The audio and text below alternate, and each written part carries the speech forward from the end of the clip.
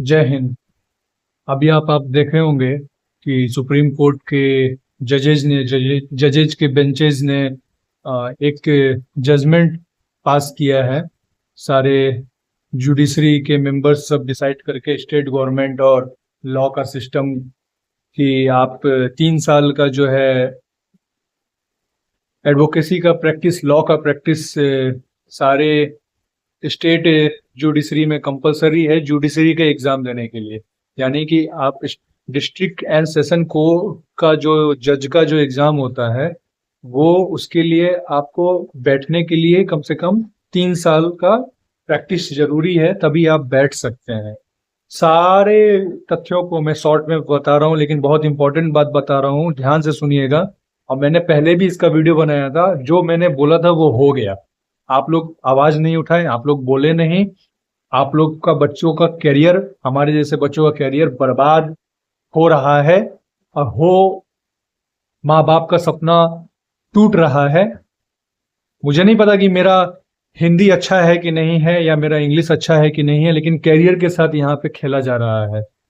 इसलिए मैं बोल रहा हूँ आपको, क्योंकि हमारे जजेज जूडी जूडी मेंबर्स ने, जुडिशरी के मेंबर्स ने और सारे हाई कोर्ट्स, स्टेट के सारे हाई कोर्ट्स ने ये फैसला सुनाया है कि जो यंग जजेज आते हैं डिस्ट्रिक्ट एंड सेशन कोर्ट में, वो फैसला सुनाने के लायक नहीं होते हैं या उनको प्रॉब्लम होता है। चाहे वो गुवाहाटी हाई कोर्ट के हाई कोर्ट हो, चाहे वो पटना हाई कोर्ट हो, चाहे वो आपका एमपी हाई कोर्ट हो, सारे लगभग स्टेट्स के हाई कोर्ट ने सबसे सलाह मशवरा करके सुप्रीम कोर्ट को ये कहा गया है, सुप्रीम कोर्ट को ये बताया गया है कि आपके डिस्ट्रिक्ट एंड सेशन कोर्ट के जो जजेज जो फॉर्म भरते हैं, फिल करते हैं, उनको जो है पहले आप 3 साल का प्रैक्टिस करवाइए लॉ का।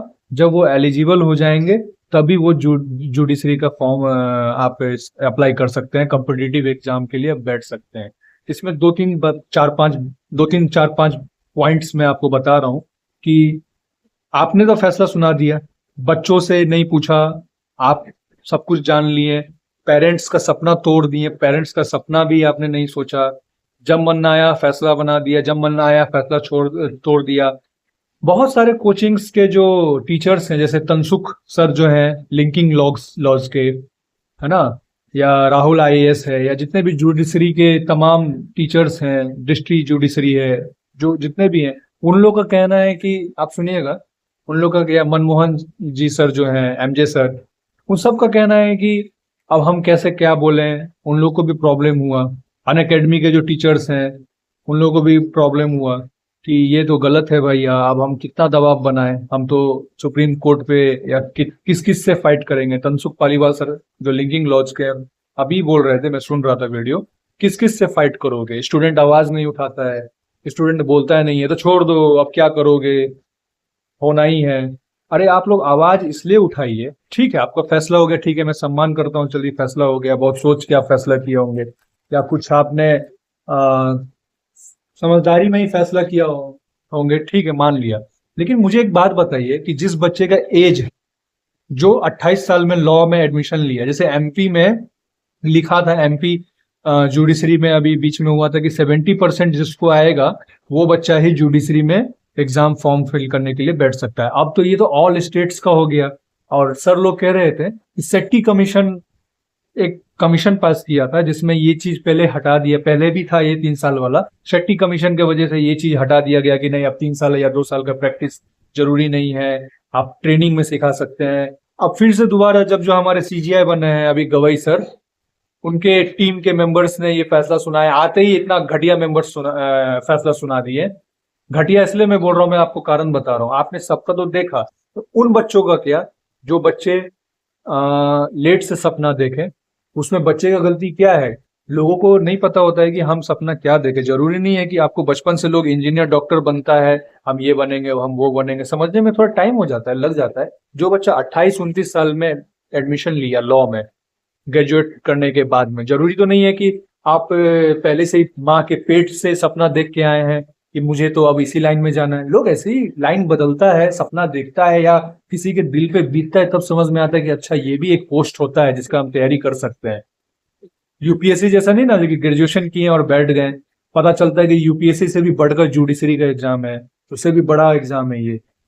तो आपने तो उस सारे बच्चों का पानी फेर दिया ना, आपने तो ये डिसीजन लेके सारे बच्चों का सपना तोड़ दिया, आपने बर्बाद कर दिया, अपना कैरियर रोड पे ले आए आप उसको। किस लिए मैं बोल रहा हूँ, क्यों बोल रहा हूँ मैं, आप ध्यान से सुनिएगा प्लीज, मेरे वीडियो को पूरा देखिएगा, हाथ जोड़ के विनर मैं विनती कर रहा हूँ मैं।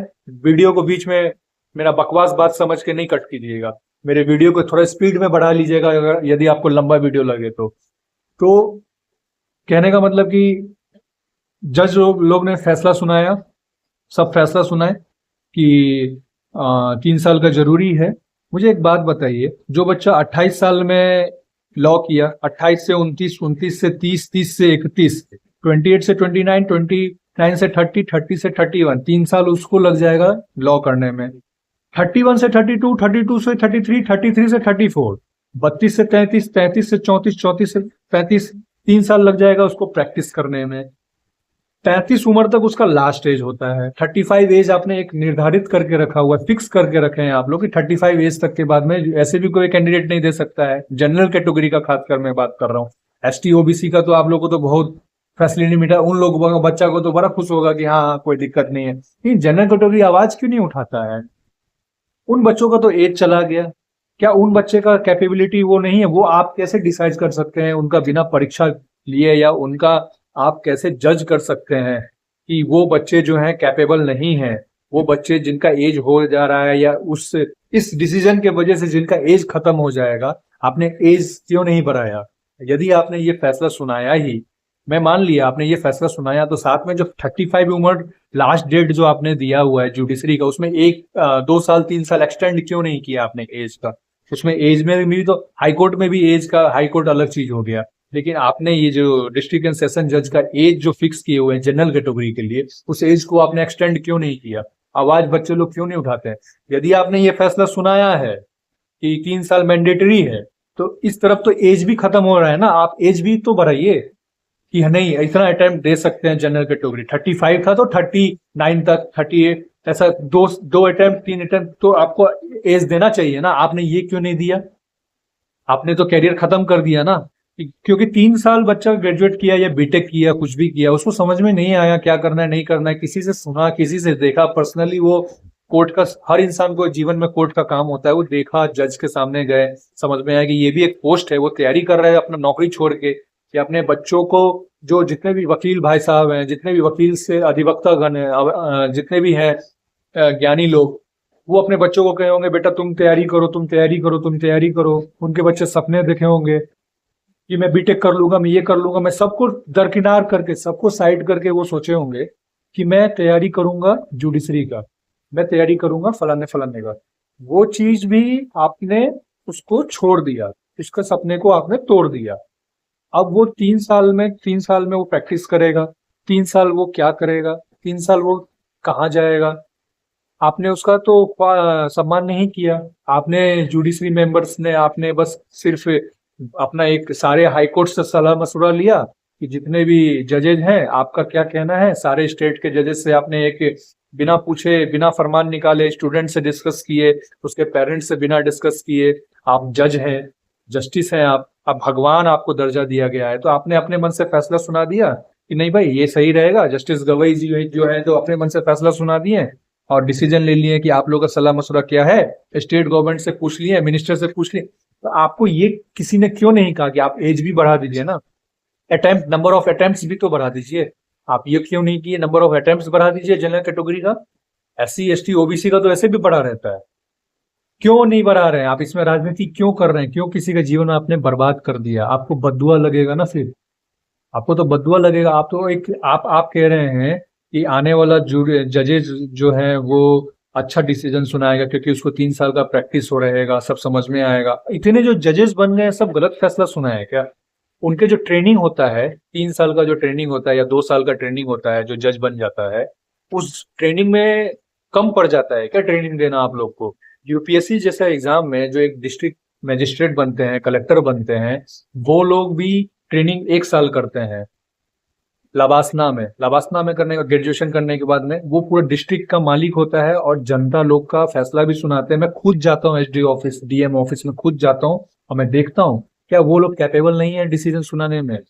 उन लोग को तो सरकार कुछ भी नहीं बोलती है, लेकिन जब जज का बात आता है तो जज में नहीं, बच्चों को आपका उसके उनके ब्रेन पे आप लोग सवाल खड़ा कर रहे हैं, वो भी जनरल कैटेगरी का, क्योंकि जनरल कैटेगरी बोलता नहीं है।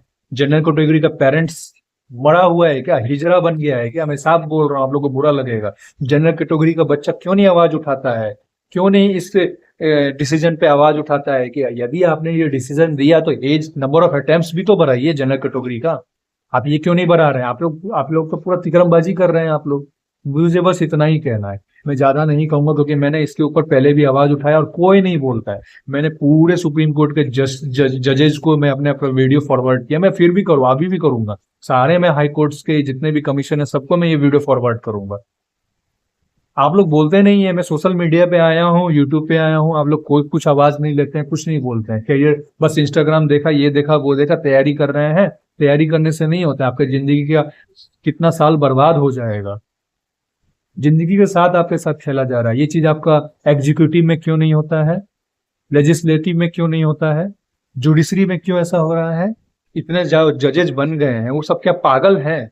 वो सब क्या जो ट्रेनिंग लेके गए हैं वो सब बेवकूफ हैं जो डिसीजन सुना दिए हैं? तब तो उन सारे जजेस को सस्पेंड किया जाए या हटा दिया जाए, या दोबारा उन लोग को बोलो एग्जाम देने के लिए, क्योंकि वो लोग तो ऐसे ही बने हैं ना। अब आने वाला जो बच्चा फ्यूचर होगा, या जो भी अभी इसमें ये देख के एडमिशन ले लिया, लाखों लाख पैसा लगा दिया है वकील बनने के लिए, क्या एडवोकेट बनने के लिए, लोगों का सपना होता है, आप सपना तोड़ दिए। 3 साल प्रैक्टिस कीजिए, चलो कोई बच्चा जल्दी सीख लिया, वो किसके लिए अच्छा होगा? कि जो बच्चा जल्दी एडमिशन ले लिया, जिसको पहले से ही मालूम है कि हाँ मुझे इस लाइन में जाना है। जरूरी तो नहीं है कि सबको सब कुछ मालूम रहता है।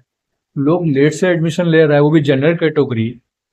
आपने जनरल कैटेगरी का तो पूरा धचिया उड़ा दिया, उसको तो नंबर ऑफ अटेम्प्ट्स नहीं दिए हैं आप। नंबर ऑफ अटेम्प्ट्स देते तो आपका सवाल, आपके डिसीजन पे हम लोग भी सम्मान करते, लेकिन आप लोगों ने नंबर अटेम्प्ट्स नहीं दिया। आपने यहाँ पे गेम खेल दिया, आपने यहाँ पे राजनीति किया। बहुत बहुत बहुत निंदनीय है ये, बहुत ही गलत बात है। आपने कैरियर खत्म कर दिया, आपने किसी का शिक्षा का, आपने कलम का पावर खत्म कर दिया। ये देश, ये इंडिया, ये भारत से ये उम्मीद नहीं थी हमको। मुझ जैसे मैं अकेला आवाज उठा रहा हूँ, मैं गलत नहीं उठा रहा हूँ। मुझे अब बताइए, कोई आदमी 28 की उम्र में कॉलेज में एडमिशन लिया, 3 साल का एडमिशन लॉ का होता है, उसमें क्यों नहीं सिखाया जाता है कि कोर्ट का प्रोसीडिंग कैसे होता है? वो आपने ऐसा क्यों नहीं कुछ बना दिया?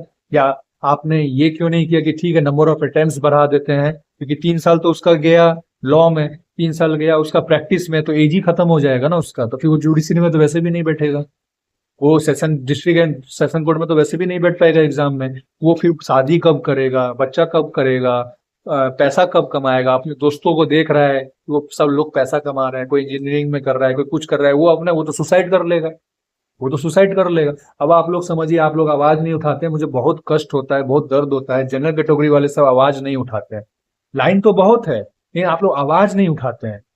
बहुत बहुत बहुत घटिया चीज है, और आप लोग आवाज नहीं उठाइएगा ना तो ऐसे ही लोग सब जजेस लोग फैसला सुनाएंगे, आप लोग चूड़ी पहन के बैठे रहिएगा और अपना बात भी मत रखिएगा, मनमानी करने दीजिएगा। जय हिंद। मुझे और कुछ नहीं बोलना है, बहुत गुस्सा आ रहा है मुझे।